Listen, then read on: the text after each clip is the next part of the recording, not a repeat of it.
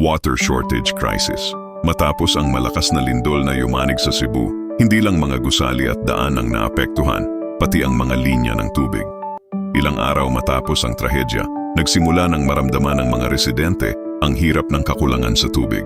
Sa bawat kanto, makikita ang mahabang pila ng mga taong may bitbit na timba, galon at mga plastik na bote. Ang dating karaniwang gawain, ang paliligo, paghuhugas ng pinggan o paglalaba, ngayon ay pinag-iisipan muna.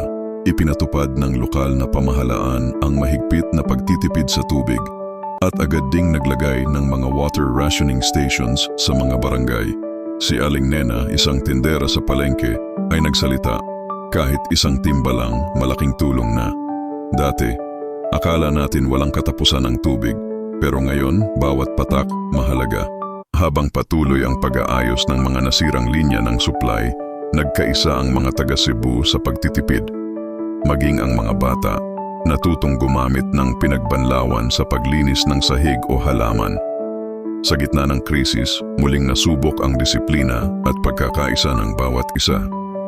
At sa bawat patak ng tubig na lumalabas sa gripo, ramdam ng mga tao ang bagong aral na iniwan ng lindol, na ang tubig ay hindi basta likido, kundi buhay na dapat pahalagahan. Sa kabila ng lahat, hindi nawalan ng pag-asa ang mga mamamayan.